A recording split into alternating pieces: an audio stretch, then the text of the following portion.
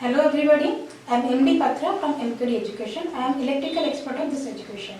So now we will study about different types of electrical measuring instruments.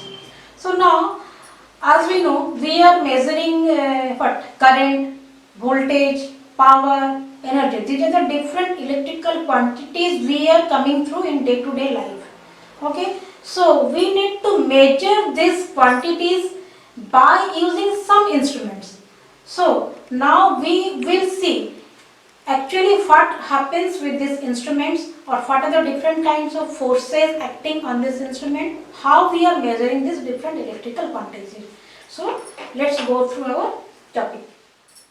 So coming to the introduction part, the device used for comparing the unknown quantity with the unit of measurement or standard quantity is called a measuring instrument. That means we have a standard, like suppose a scale. One scale we are using, that is a standard, that is this much of length, and that we using that scale we are measuring this table. Okay, so scale is the standard and we are measuring the length of this table, or means we are comparing the length. So that means here the same thing, we are comparing the unknown quantity. Unknown quantity this length, known quantity is the scale. So we are comparing a unknown quantity with the known quantity, then we can find out the measurement. And in electrical circuits, what are the measuring quantities? Means like current, voltage, power, energy. These all are measured by using different meters like ammeter, voltmeter, wattmeter and energy meter. So at the outset of this class, we would come to know what are the classification of these measuring instruments and what are the various torques are occurred in measuring these instruments. That means when we are measuring the current, voltage and power, it is not so that easy, means we are just simply measuring. It has some electrical force, some torques happens there, and we will see what are the torques. Now, come to the next slide. Classification of instruments. So if you will classify, it is of two types. The first absolute, second one is secondary. So in case of absolute instrument, it will give you quantitative measurement in terms of instrument constant and its deflection, means it will not give the value of current or voltage directly. It will give in some other constants, and again we have to find out the value of current using these constants. But if you go for secondary instrument, here it is a deflecting instrument. Here we are having one pointer or deflection. So the magnitude of this electrical quantity to be measured directly. Directly I can measure current or voltage or power or whatever may be the electrical quantity by comparing with the another standard instrument before putting into use. Here these are some pictures of measuring instruments. Then coming to the next one, classification of instruments or classification of secondary instruments. These are three types: indicating, recording and integrating. These three you need to remember: indicating, recording and integrating. So if we will go for indicating instruments, as you have seen these instruments in your labs, here we are having the needle or pointer over a graduated scale. So it will indicate the magnitude of electrical quantity at the time when it is being measured. The indication are given by a pointer moving over a graduated scale. It may be a voltmeter, may be a ammeter and may be wattmeter. Then if you go for the recording instrument, so recording means what? It will record all the previous data, like your modern calculator or scientific calculator. In that, what the calculation we have done in the previous case, that is stored. Then we are again calculating the next one. If we will record the previous one, we can easily find it. So that means it will record the previous data. That is known as recording instruments. Then if you will go for the integrating instruments, all of you might have seen this instrument in your home. This is our very well known energy meter, a meter box in your home. It is comes under integrating instruments. Means what? Integration means it is a continuous addition.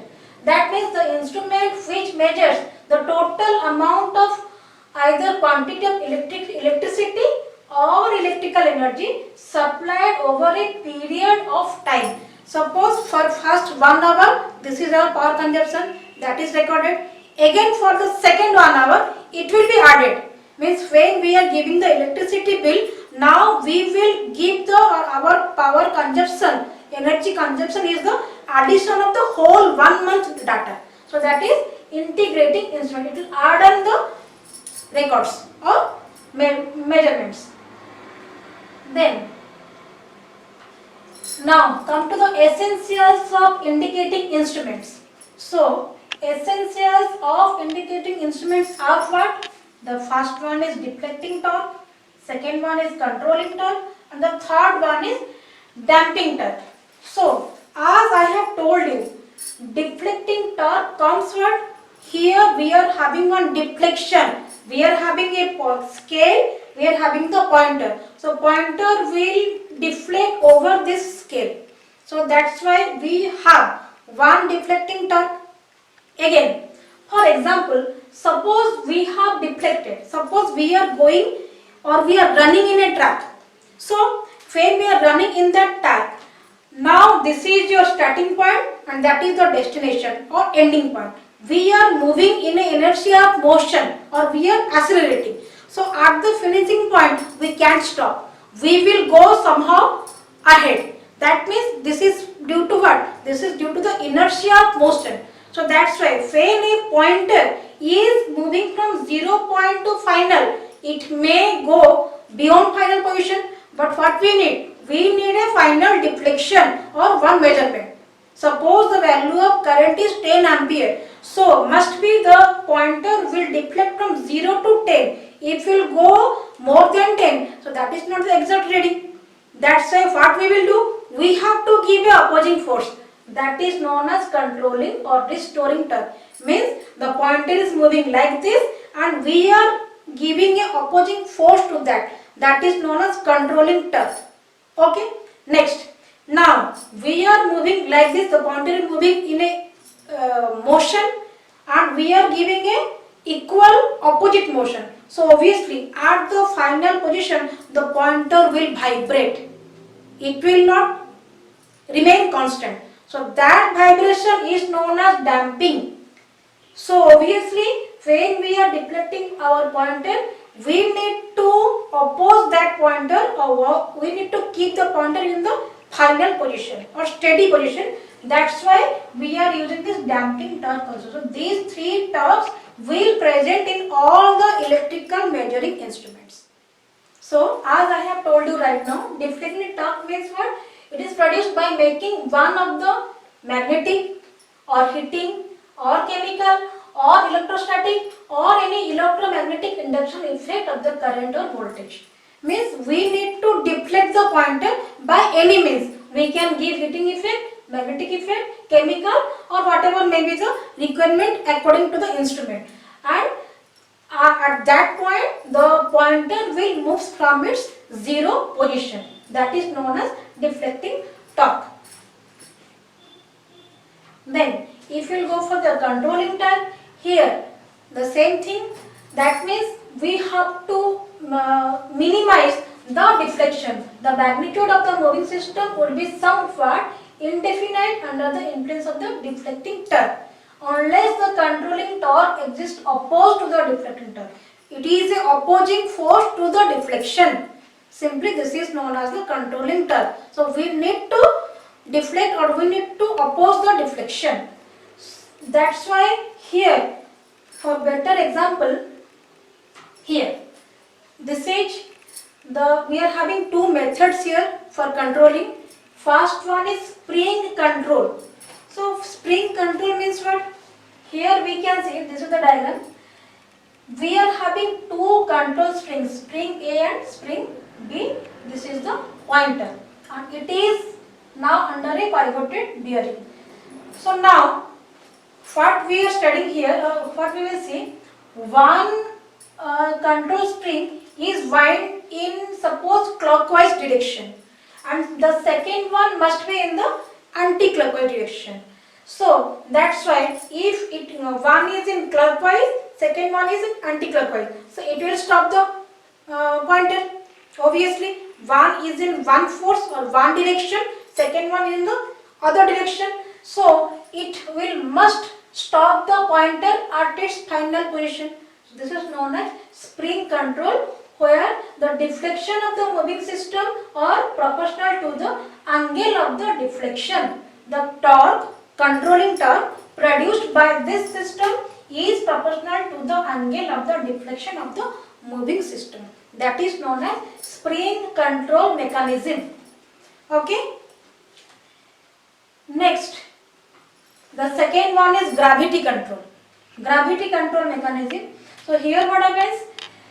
Means by any means we need to oppose the deflection. That is our main aim. So here in gravity control instrument, a small adjustable weight is attached to the spindle of the moving system such that the deflecting torque produced by the instrument has to act against the action of gravity. So what does it mean? Here we are having a control weight in this, and this is the pointer. So obviously what happens, now we are keeping a weight to the action of gravity, and this is the pointer. It is moving through a graduated scale, and with that pointer we are now keeping one weight downward or towards gravity. So obviously it is the opposing force to this deflection. Means when we are, if this gravitation is not here, means the weight is not here, it will flow like this deflection. But if we are keeping this weight with the spindle or with the moving system, obviously the moving system will stop. So that means what? This gravitation force is the opposition to the deflection. So that is known as gravity control mechanism. And this is a balancing weight. It is used for zero balance of this circuit, but this is the main one. This is the controlling weight. Means through this way the spindle will comes to the rest position. So this is the idea of control mechanism, or how we are producing the controlling torque. Now come to the damping torque. Okay, so as I have told you right now that we have the deflection, we have the control mechanism. We are deflecting the pointer, one opposing force, it will control the, or it will oppose the deflection. So at the final position, it will vibrate. It will vibrate or oscillate. So that's why to overcome this difficulty, a damping torque is used to develop by using a damping device attached to the moving system. That means one damping force must be there which will control that oscillation or that vibration. Then, so the damping torques is produced by the following methods. First one is air friction damping, second one fluid friction, eddy current, or electromagnetic damping. That means damping we have to provide by any means. Air friction, that means for that final vibration or final oscillation, if we will keep it in a particular chamber or air chamber, that will control the vibration obviously. And fluid friction means by any means, if we are again keeping that moving system or that in this damping mechanism or in a fluid, so that fluid has also some capacity to absorb or to oppose that vibration. And if you go for eddy current, it is quite, means eddy current means when we are using the instrument in a magnetic field. In that magnetic field or magnetic core, eddy current is there. Due to that eddy current, means that eddy current is flowing through the body of the material, and that eddy current is helpful for opposing the vibration. And if you go for electromagnetic damping, it is also for the same means where electromagnetic induction principle is there according to Faraday's laws. So that is not required for you. It is air friction and fluid friction. These two are must be important. Means we are keeping the damping mechanism in an air chamber. That air chamber is sufficient to control or to minimize that vibration or oscillation or we can keep it in a fluid chamber. In that fluid chamber also, that is a friction, due to that friction the damping mechanism or the final oscillation will be now steady, means the pointer will come to a steady position from 0 to the final steady state position. That is our main aim. So now what we conclude, that in this chapter deflecting torque is a accelerating force, obviously, because deflecting torque comes from 0, pointer comes from 0 to final, means it is accelerating in nature, and controlling and damping torques are retarding forces, because these two forces are opposing to the deflection. They are opposing, that's why these two are the retarding forces. And if you go for the important questions of this portion, that means obviously classification of instruments, absolute, secondary, indicating, recording, integrating, essentials of indicating instruments, like your damping torque, then controlling torque, deflecting torque. Define integrating instrument. It is also important. Integrating instrument means it is your energy meter that we are using in your house. Then what are the different electrical quantities that we need to measure? That I have told you: current, voltage, power, energy, all these things. What are the different types of control mechanisms? Spring control and gravity control. What are the different types of damping mechanism? Air friction and fluid friction damping. This much, and in the next class we will go for details about this, how we are measuring voltage, current and power.